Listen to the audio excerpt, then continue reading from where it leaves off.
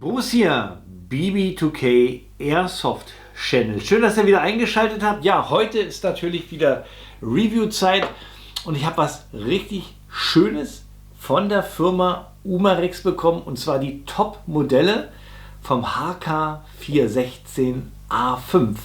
Es gibt zwei Varianten. Einmal den Stromverbraucher von der Firma Arcturus und einmal den Gasverbraucher von der Firma VFC. Also von außen alles identisch, aber unter der Haube unterschiedliche Systeme. Von daher wird es ein ganz interessantes Filmchen, denke ich mal. Wir gehen auf die Vor- und Nachteile beider Systeme ein, gucken uns auch generell die Funktionen und die Details von beiden Airsoft-Modellen an, und zum Schluss bin ich gespannt, in welche Richtung euer Herz schlägt. GBB oder SAEG?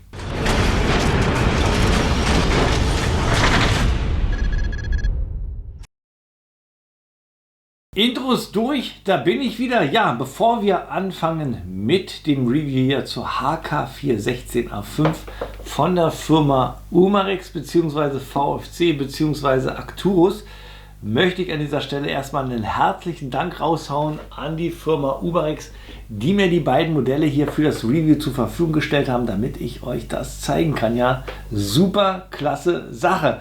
Ja, fangen wir an. Zunächst erstmal mit der SAEG-Variante.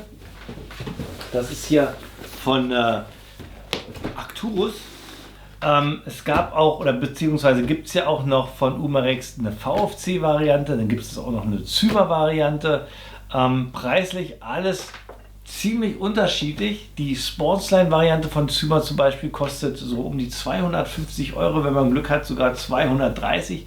Für mich, für den Airsoft-Einsteiger oder für den Gelegenheitsspieler eine optimale Airsoft. Das hier ist jetzt sozusagen ja, der Mercedes unter den elektrobetriebenen Airsoft-Modellen, was HK416 angeht und was lizenzierte Modelle angeht.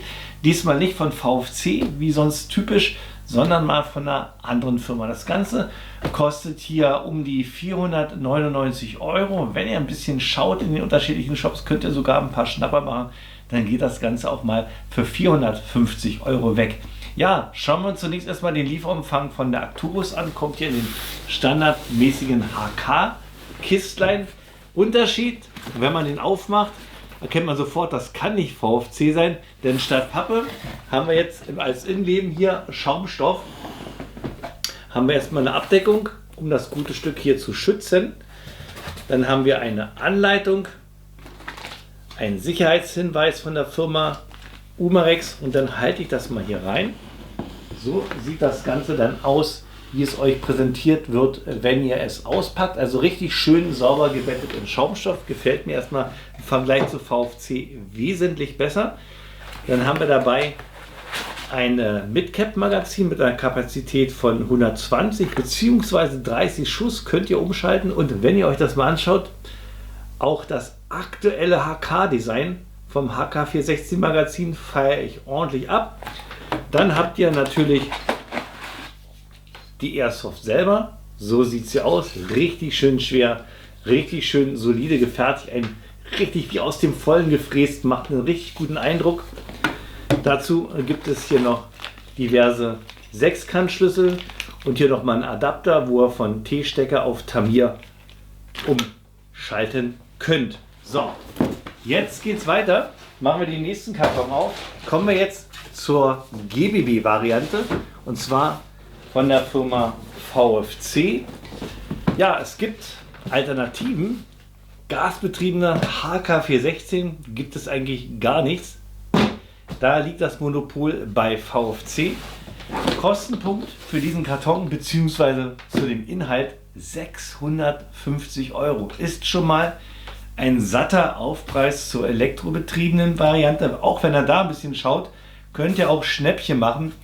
Es gibt sogar schon welche für 580 Euro. Also definitiv egal, für was ihr euch zum Schluss entscheidet, geht auf die Suche. Ihr könnt auf jeden Fall sparen beim Kaufen. So, schauen wir uns den Karton an. Genauso wie der von Arcturus, HK Umarex typisch aufgebaut, aber im Inneren Ihr könnt es schon ahnen, VFC-mäßig alles hier in Pappe gehalten.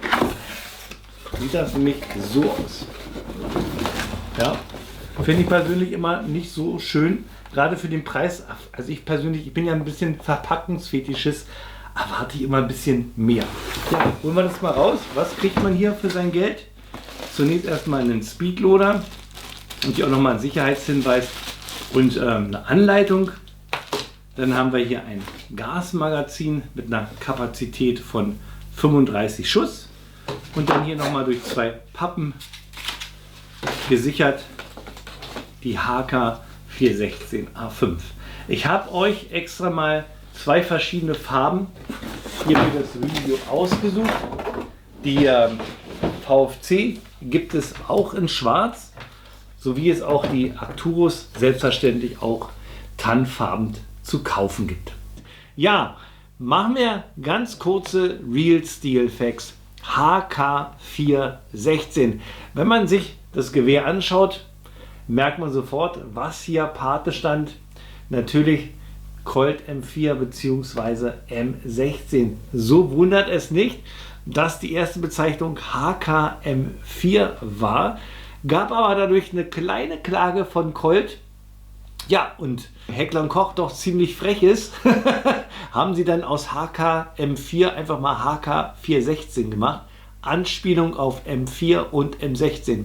M weg, 416, 416. Von daher ist der Name schnell erklärt. Okay, in der Produktion ist das 416 seit 2006. Die A5-Variante gibt es seit 2014, wird auch immer weiterentwickelt. Es gibt eine A8-Variante. Die A8er ist die interessante, die uns vielleicht mehr interessiert hier in Deutschland, denn das ist der Nachfolger vom G36. Mit der Bezeichnung G95 wird die A8-Variante 2026 bei uns in der Bundeswehr zum Einsatz kommen. So, mehr möchte ich jetzt dazu nicht sagen. Jetzt starten wir nämlich mit dem Review weiter. Wir gucken uns jetzt mal die einzelnen Geräte hier etwas genauer an. Machen wir mal den Bodycheck, denn wir haben ja nicht viel Zeit. Fangen wir mal mit der Verarbeitungsqualität an. Hier bei der VFC GBB, gefertigt aus Metall bzw. CNC gefrästen Aluminium, haben wir eine wirklich richtig wertig gebaute Airsoft in der Hand. Hier der Handschutz mit der Picatinny-Schiene, so wie wir das von den alten HK416 Modellen kennen. Die neuen haben ja das M-Lock-System, so die Geißle-Handschutz-Varianten. Das ist natürlich ein bisschen schmaler. Dann haben wir hier das erste Kunststoffteil, das ist hier die Staubklappe. Dann Griff und auch hinten der Schubschaft ist hier aus hochwertigem Kunststoff gefertigt, macht einen richtig soliden Eindruck. Und hier hinten, das Ganze hier ist nicht gummiert, das ist ja auch alles aus Kunststoff gefertigt. Feuerwahlselektor auf beiden Seiten, ebenfalls Kunststoff. Gehen wir mal noch ein bisschen hier rein. Natürlich haben wir hier ein Lizenzprodukt, das heißt, wir haben hier auch alle Heckler & Koch Markings, HK416, Kaliberangabe 5,56. Dann hier auch die Markierungen auf der Picatinny-Schiene. Genauso wie wir das haben möchten. Richtig schön für den Sammler. Und auch am Magazin, ich hole das mal raus, haben wir hier auch die HK-Logos mit der Magazinangabe. Richtig schön gemacht. So, und dann machen wir das gleiche nochmal. Jetzt mit der SAEG von Arcturus. Und hier muss ich sagen, auch gleiche Qualität, also wirklich vom Feinsten. Es muss nicht immer VFC sein. Hier haben wir wirklich auch was richtig Solides in der Hand. Es ist sogar 100 Gramm schwerer, kommt also 100 Gramm näher an das Original ran. Das hat ja was um die 3 Kilo. Auch hier CNC gefrästes Aluminium in der schwarzen Variante. Auch bombenfest alles. Haben wir auch hier die Kunststoffparts, hier Staubschutzklappe, Griff, Fire Selector und auch den Schubschaft. Richtig schön gemacht. Dazu Gen 3 Magazin mit dem Sichtfenster. Das hat die VFC nicht. Das finde ich jetzt hier bei der Arcturus richtig genial. Das hätte VFC auch noch machen müssen. Aber dann hätte ich nicht gewusst, was wir denn da für Magazinpreise haben, denn die Gasmagazine von VFC kosten ordentlich. Gucken wir uns auch hier nochmal die Markings an, hier auf der Rail genauso auf allen Positionen die Markierungen, hier auch Hector und Koch am Lower. Dann haben wir hier auch nochmal die Bezeichnung HK416, Kaliberangabe, die Seriennummer. Ach so, das F zeige ich euch auch nochmal, das ist hier richtig schön dezent unten angebracht hier. Das ist bei der GBB auch so. Also von der Verarbeitungsqualität, von der Passgenauigkeit gibt es bei beiden auf jeden Fall einen Pluspunkt. Kommen wir nun zum heiß ersehnten Thema GBB-System versus SIG-System. Was ist das bessere System? Was sind die Vor- und Nachteile? Das versuche ich jetzt in diesem Abschnitt für euch herauszufinden. Wir haben hier alle AEG-Parts, positiv und negativ, und hier alle GBB-Parts. Würde ich sagen, fangen wir mit der SIG an, mit dem ersten Vorteil.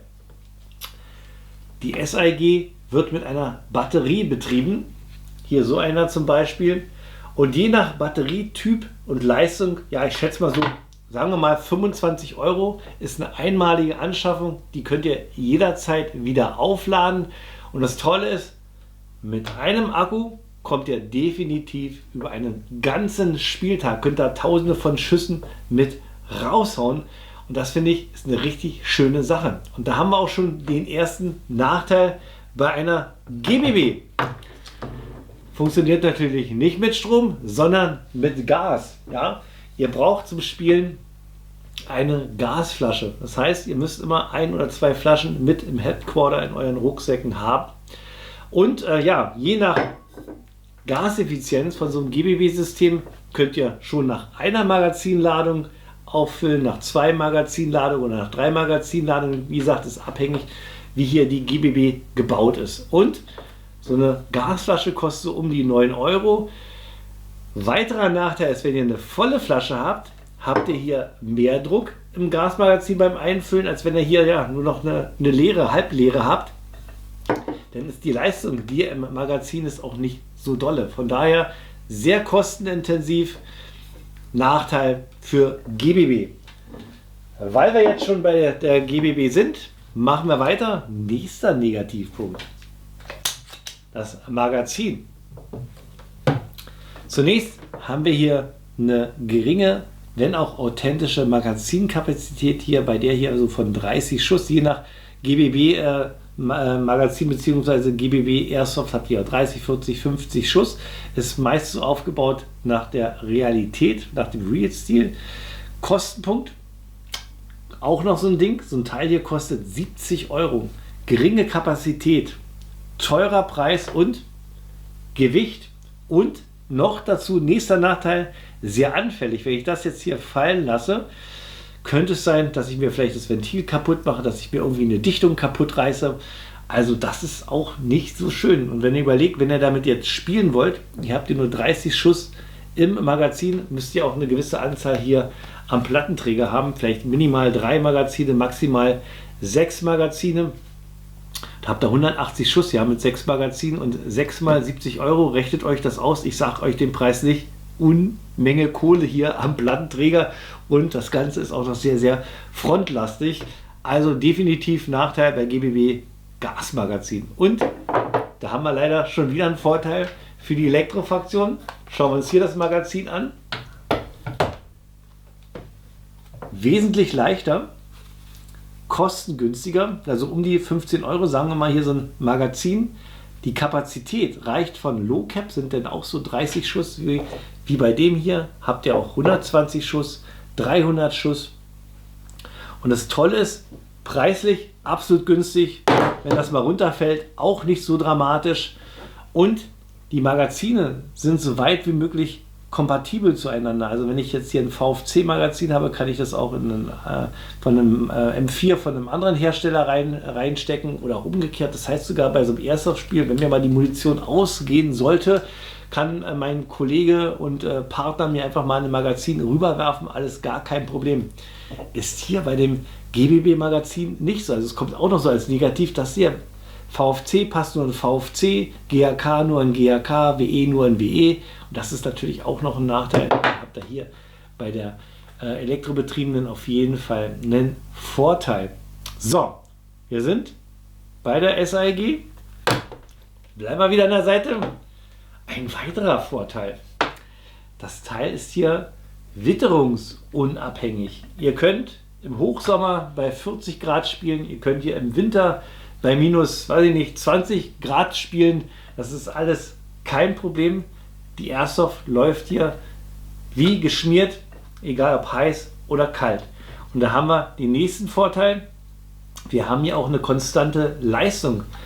Zum Beispiel die ist hier mit 1,6 Joule angegeben, dann wird die auch 1,6 Joule haben bei 40 Grad und auch 1,6 Joule haben bei winterlichen Temperaturen. Und die Reichweite wird auch immer die gleiche sein. Wenn ihr jetzt hier mit dem Ding hier auf 50 Meter gut schießen könnt, dann wird das auch, egal ob es regnet, ob es schneit, ob die Sonne scheint, immer die gleiche Leistung haben. Und da sind wir, das macht mich richtig traurig, wieder beim Nachteil von der GBB. Der GBB ist witterungsabhängig. Wenn ihr im Hochsommer spielt, habt ihr eine ganz andere Leistung, als wenn ihr hier bei Minusgraden spielt. Denn, wie gesagt, wir haben hier ein Magazin, was mit Gas gefüllt ist.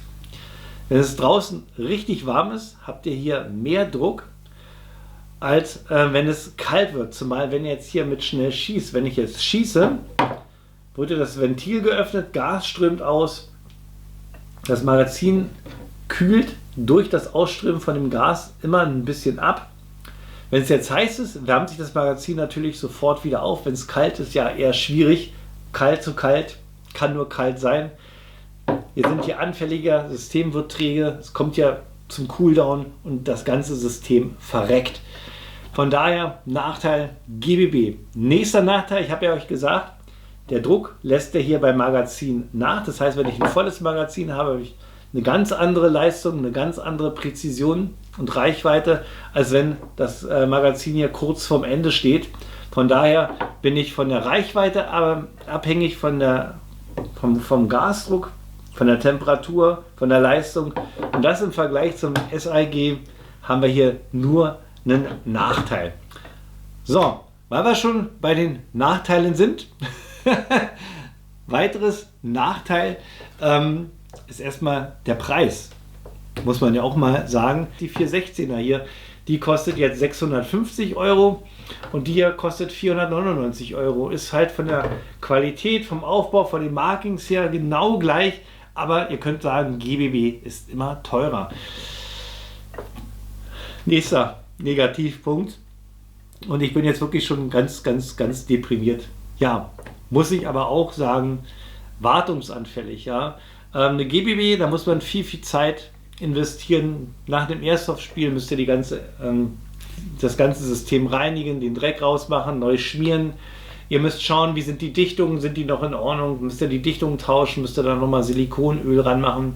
Wie sehen die Ventile aus? Als das ist was ihr immer nach dem Spiel euch anschauen müsst. Und dazu kommt auch noch, bei einer GBB haben wir ganz viele bewegliche Teile. Wie zum Beispiel dieser Verschluss, der geht die ganze Zeit hier hin und her, knallt nach vorne. Und dadurch haben wir natürlich auch ein bisschen mehr Verschleiß, wie gesagt, mehr Verschleiß als bei einer SAEG, wo sich eigentlich zwar auch viel bewegt, aber nichts irgendwo gegenhämmert und Material auf Material schlägt als bei einer GBB. Also hier kann schneller was kaputt gehen als bei einer SAEG. Ja, so sieht es aus. Und jetzt fragt ihr euch, wenn ihr euch das hier anguckt, boah, so viel Negatives, so viel Positives bei der SAEG. Warum mag der Bruce dann trotzdem GBB lieber als SAEG? Und da kommen wir jetzt endlich zu den Vorteilen einer GBB. Auch wenn es nur wenig sind und auch wenn es nur was Emotionales ist, ja, muss ich das erwähnen, um hier zu sagen, warum ich GBBs mag. Und das ist halt der Realismus. Eine GBB ist richtig nah dran am Original. Rein optisch ist natürlich GBB 416 und SAEG 416 identisch, aber halt von der Mechanik, von der Bedienung. Allein wenn ich jetzt diesen Verschluss hier nach hinten mache, ja, hört mal, hört sich das richtig genial aus. Auch hier der Feuerwahl-Selector, wie der sich bedienen lässt, das rastet alles ordentlich ein.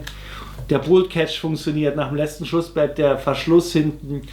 Das Abzugsverhalten absolut realistisch und der Kick und Feel. Und das zeige ich euch auch nochmal. Ich habe jetzt hier mal ein bisschen Gas drin, mache jetzt das Magazin nach hinten. Jetzt haben wir ja hier keine Bibis drin und das ist genau das gleiche wie beim Original. Nach dem letzten Schuss bleibt das Magazin, bleibt der Verschluss hinten. Ich kann durch den Bolt Catch Hebel den Verschluss wieder nach vorne führen. Hört der Küber, wie das schon rappert, ja. Und wenn ich jetzt mal ein bisschen Dry Fire mache, der Sound, das Feeling, wie die Schulter durchgerutscht wird, absolut fantastisch. Und wie gesagt, nach dem letzten Schuss, zack, bleibt der Verschluss hinten. Eine richtig schöne Sache. Und wenn ich jetzt den mache, funktioniert das auch absolut fantastisch. Und das ist der Vorteil, den ich so mag. Und natürlich, wenn ich die Airsoft zerlege, ich kann die genauso feld zerlegen wie das Original, kann die ganzen Teile so rausnehmen. Das ist im Inneren fast so identisch ausgebaut. Ich kann den Verschluss rausnehmen, kann noch vieles machen. Das schauen wir uns nachher im Review auch noch mal ganz kurz an, wenn ich hier mal ein kleines Feld zerlegen mache. Das ist ein absoluter Traum. Ach, was mir noch einfällt, natürlich Schussverhalten. Ihr habt gesehen, ich kann jetzt hier mit der HK416 ziemlich schnell triggern. Das ist ja geschuldet dem V3-System von VFC. Die haben dieses System richtig schön optimiert, aber das ist nichts im Vergleich zu einer SIG. Das Ansprechverhalten meiner SIG ist ein weiterer Vorteil. Den haue ich jetzt hier unten auch noch mal rein. So, jetzt kommen wir zum Ansprechverhalten bzw. zum Klang und Sound und Bedienung von der SIG. Und das ist natürlich nicht so realistisch. Wenn ich jetzt hier den Verschluss nach hinten mache, ja, merkt ihr, der Verschluss geht gar nicht nach hinten, das ist nur so fake, geht so eine kleine Blende nach hinten und ich habe gar kein Magazin drin und trotzdem greift jetzt hier der Bolt Catch. Ich kann ihn jetzt hier zwar auch benutzen, dann klatscht das wieder nach vorne, aber hört euch das mal an. Ja, allein ich kann den Hebel auch gar nicht richtig nach hinten machen. Das ist natürlich alles, ja, man möchte gern, aber kann nicht. Und auch hier der Fire Selector, das ist so, das knarzt alles, da merkt man richtig, man bedient da eigentlich keinen Hebel, sondern das ist alles mehr so elektrisch. Und wenn ich jetzt mal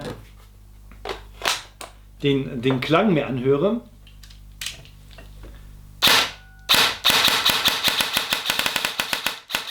seht ihr, wie schnell ich triggern kann?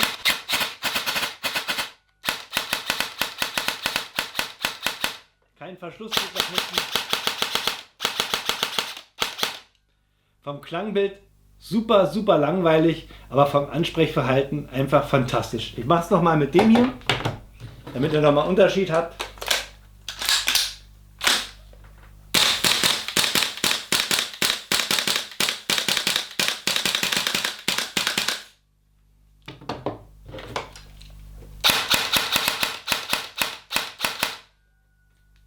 So sieht's aus. Ja, ihr seht also, sehr, sehr stark gewichtet pro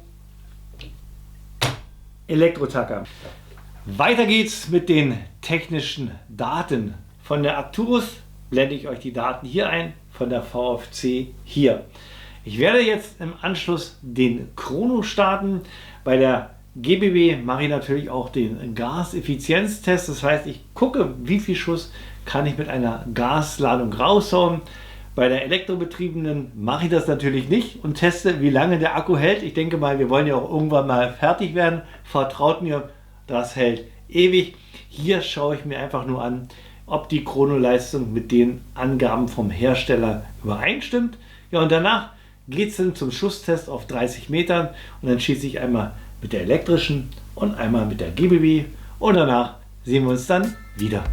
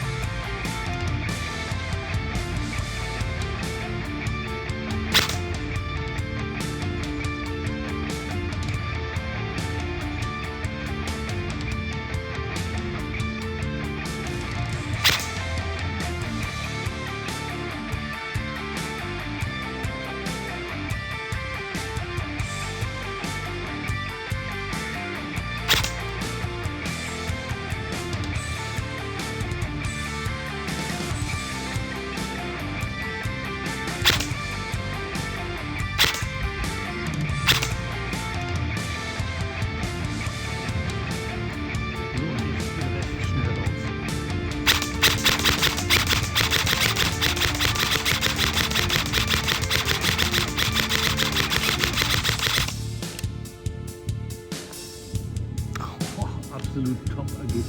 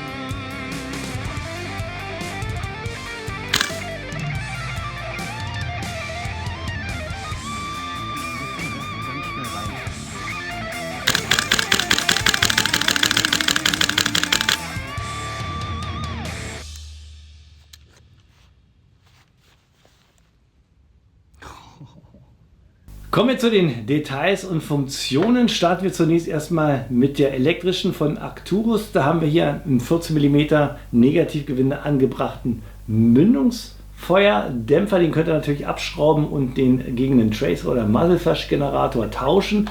Dann haben wir authentisch nachgebildet hier die Gasdruckverstellung mit den Markierungen N und S. N für normal, S für suppressed.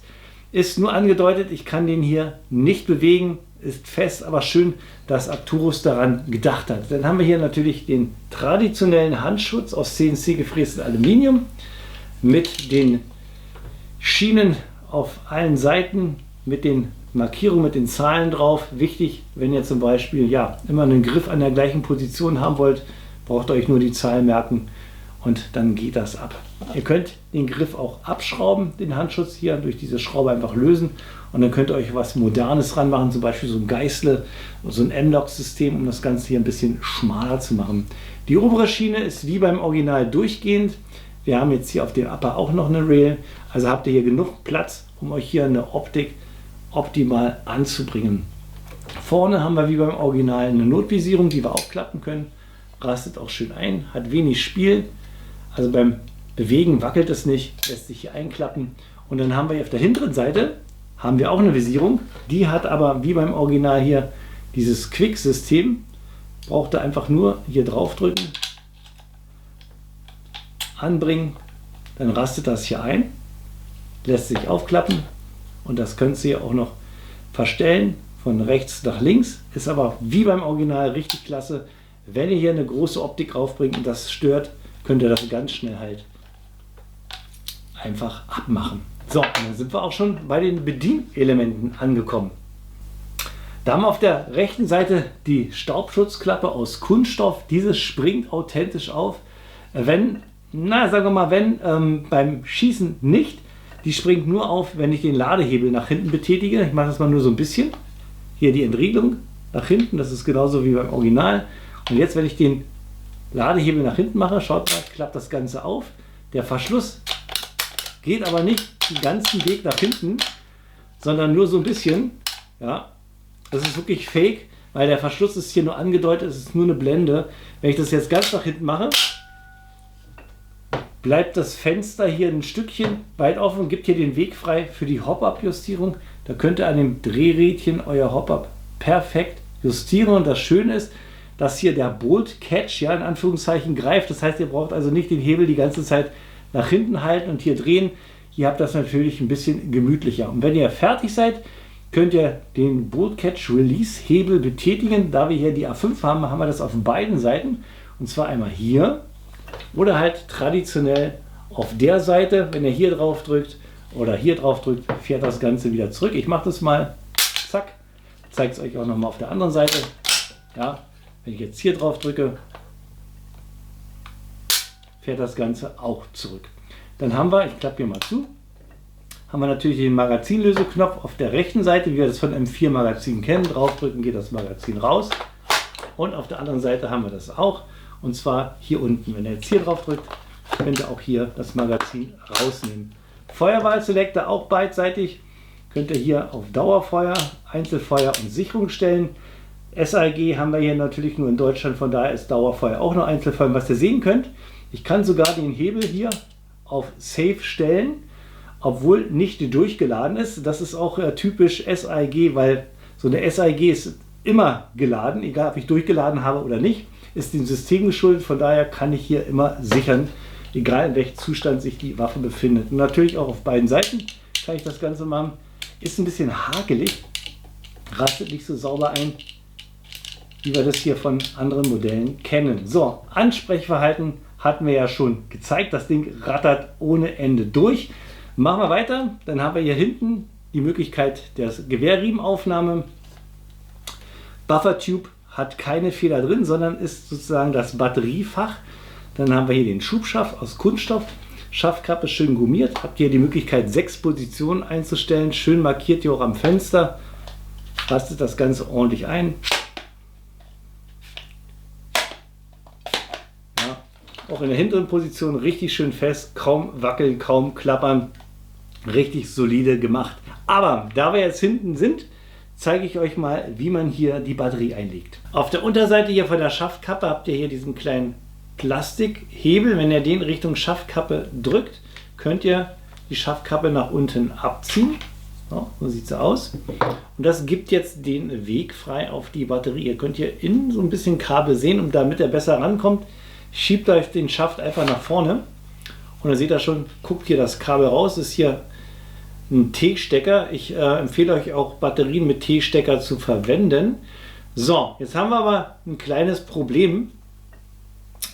Ja, das haben wir bei der GBB nicht. Ich schiebe mal nochmal nach vorne. Wir haben jetzt hier, wie gesagt, für diesen Akku nur den Platz hier in der Buffertube. In der Buffertube selber ist noch das MOSFET verbaut. Und dann habt ihr noch ein bisschen Platz für den Akku. Und wenn ich mir jetzt hier mal so einen Akku nehme und lege den mal jetzt hier rein oder mache das mal hier an dieser Stelle, seht ihr, habe ich nicht viel Platz. Das heißt, ich kann, wenn der Akku drin ist, den Schubschaft eigentlich gar nicht in der vollen Leistung hin und her bewegen, sondern nur in den äußeren Bereichen. So, machen wir mal einen Akku rein. So, ich nehme mal hier so ein mit T-Stecker.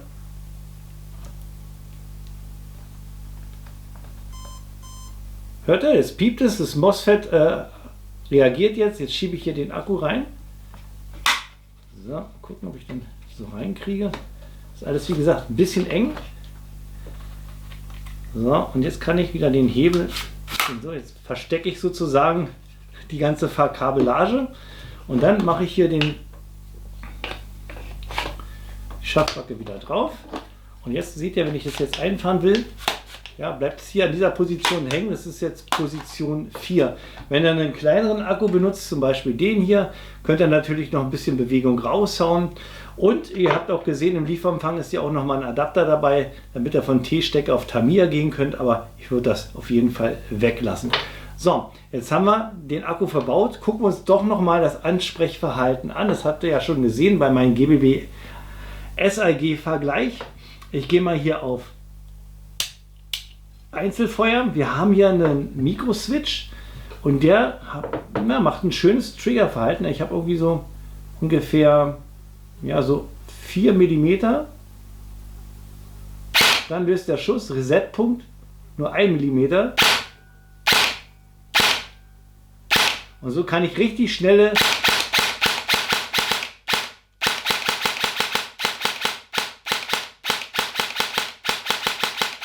Schussfolgen raushauen. Das ist natürlich ein Vorteil auch gegenüber der GBB. Kommen wir zu den Details von der Gas Blowback hier von VFC. Da haben wir auch aus Metall gefertigt die Mündungsfeuerbremse mit 14 mm Negativgewinde. Auch hier könnt ihr das Ganze abschrauben und gegen den Tracer oder Muzzlefish-Generator tauschen. Dann haben wir, wie beim Original, auch hier die Gasdruckverstellung schön nachgebildet mit N und S. Mit dem Unterschied, dass ihr hier nicht den Gasdruck verstellen könnt, sondern absolut genial, ihr könnt hier von außen das Hop-Up justieren und das ist absolut genial. Ihr braucht also nicht den Verschluss nach hinten einrasten, mit irgendeinem Werkzeug im Receiver rumfummeln. Das Ganze schön von außen fein justiert. Absolut fantastisch. Fantastisch ist natürlich auch der CNC gefräste Handschutz hier mit dem Schienensystem auf allen 4 Seiten. Mit der Durchnummerierung wie beim Original haben wir hier die Möglichkeit, auch hier das Notvisier aufzuklappen. Aus Metall, rast ordentlich ein, hat kaum Spiel.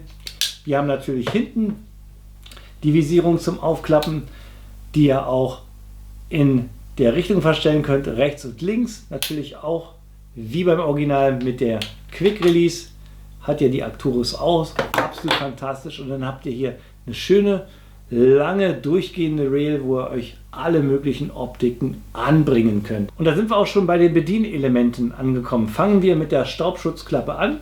Die ist aus Kunststoff gefertigt, genauso wie beim Original. Wenn ich den Ladehebel nach hinten betätige, springt diese automatisch auf.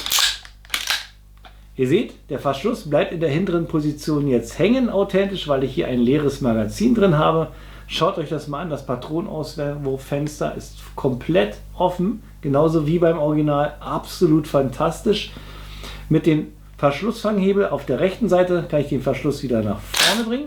Ich schließe nochmal die Klappe und genauso wie beim Original, beim ersten Schuss geht die Klappe auch auf. Seht ihr? Und das ist halt absolut fantastisch. Ich zeige euch das nochmal mit dem Brustpatch auf der anderen Seite. Könnt ihr jetzt hier den Knopf auch drücken. Da. Und dann geht der Verschluss auch nach vorne. Dann Sicherung. Im gesicherten Zustand lässt sich die erst auf Licht abfeuern. Dann haben wir hier einmal Einzelfeuer.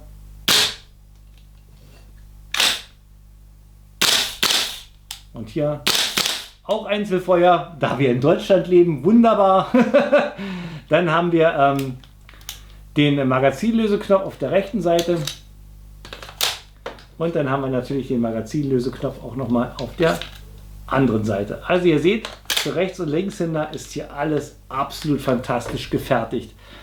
Hier haben wir noch den Forward Assist. Der ist normalerweise dafür da, wenn ich jetzt die Waffe einmal nehmen wir das Magazin raus. Wenn ich die Waffe durchlade und habe hier so einen kleinen Hänger, dass es hier an dieser Stelle zum Beispiel hängen bleibt, weil das, ja, die Patrone nicht richtig drin ist, könnte ich jetzt hier mit dem Knopf sozusagen den Verschluss nach vorne drücken. Das ist hier aber bei VFC nur angedeutet und hat leider keinerlei Funktion. Dann kommen wir hinten an, da haben wir hier auch wie beim Original hier die Möglichkeiten der Gewehrriemenaufnahme. Die Buffer-Tube aus Aluminium lässt sich hier auch verstellen. Hier in 5 Positionen, wie ihr sehen könnt, haben wir hier keine Kennzeichnung, wie bei der Arcturus. Die fehlt hier komplett, aber es rastet hier auch ordentlich ein.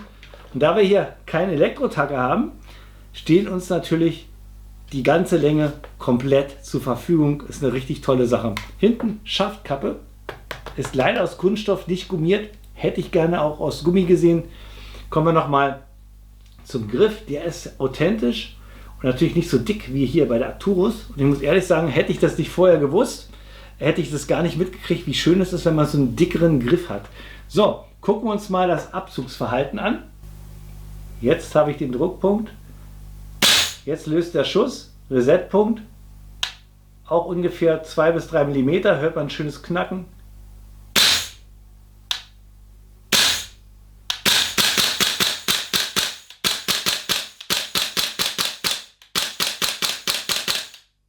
Ihr seht, ihr könnt auch schnelle Schussfolgen mitmachen, aber natürlich nicht so schnell wie bei der SAEG.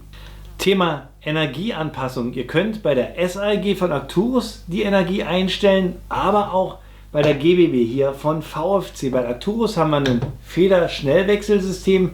Da könnt ihr euch halt die Feder wechseln, jedoch nicht so schnell. Ihr müsst hier die Castle Nut abschrauben, die Tube runternehmen, dann kommt ihr hier an die Schraube und dann könnt ihr hier erst die Feder rausnehmen und eine neue, stärkere oder schwächere Feder reinmachen, sodass ihr euch das den Spielfeldbedingungen anpassen könnt.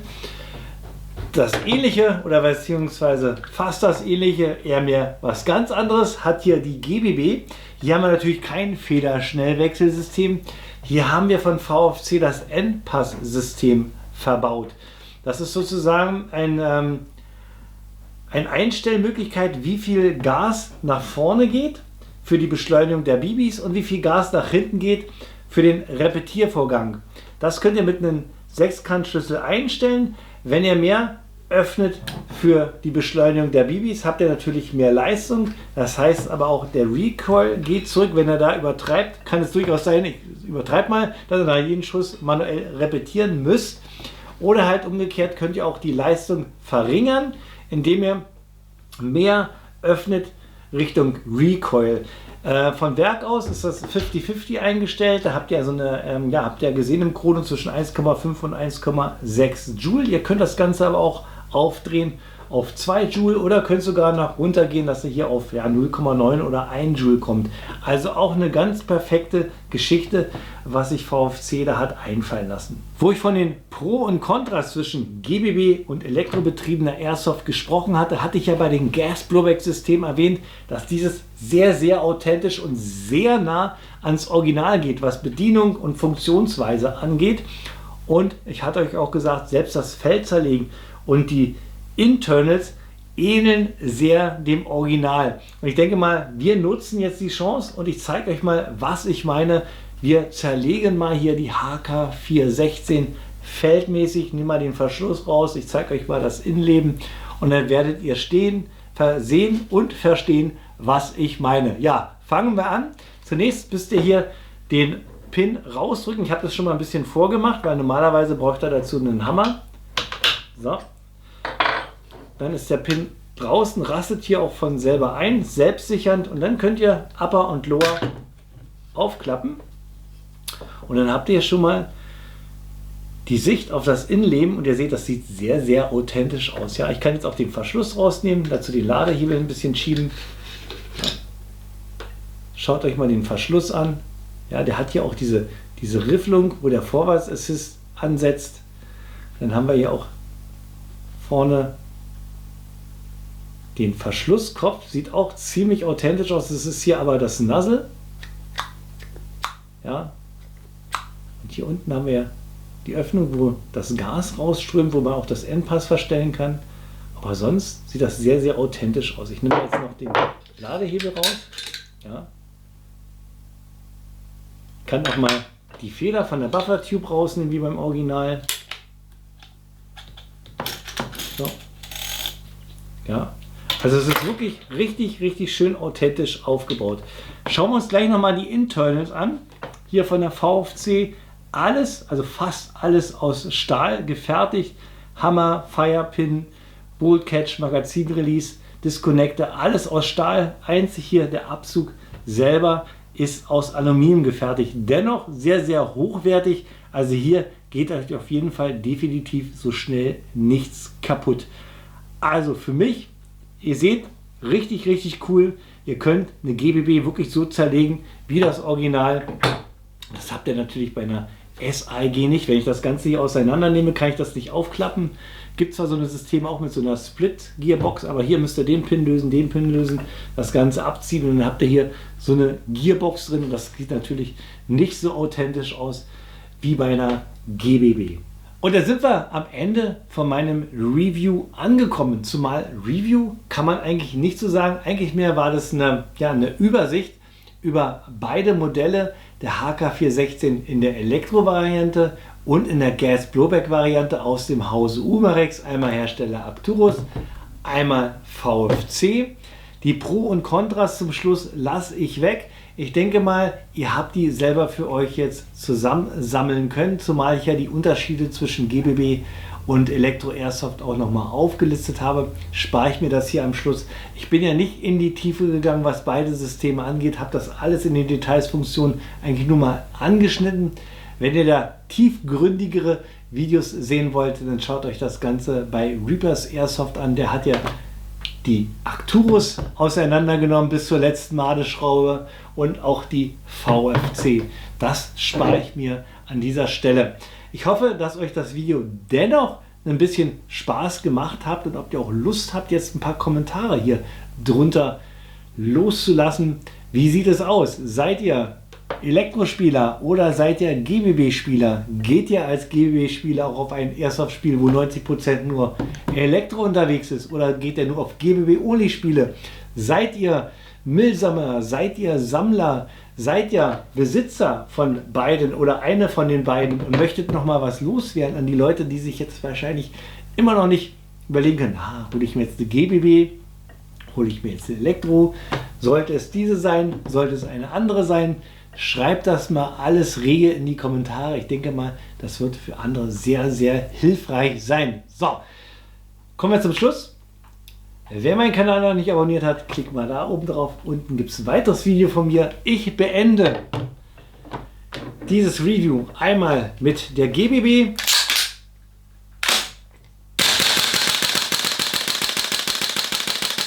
Dieses VSC-System funktioniert echt tadellos. Oder, ich hoffe, da ist noch ein Akku drin, mit der Elektro-Variante. Also vom Klangbild und vom Feeling GBB.